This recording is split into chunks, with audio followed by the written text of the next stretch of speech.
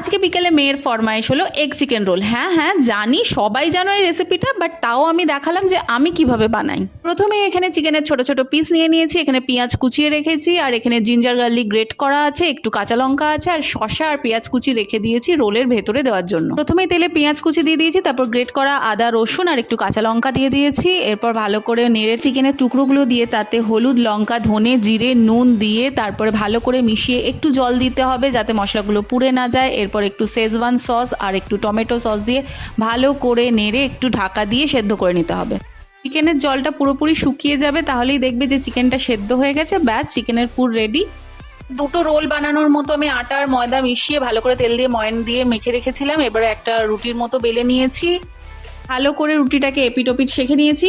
তারপর কড়াইতে ডিম দিয়ে তার উপর রুটিটা দিয়ে ভালো করে লাল করে কড়া করে ভেজে নিতে হবে। তারপর ভেতরে চিকেনের পুরটা আর পেঁয়াজ শসা টমেটো সস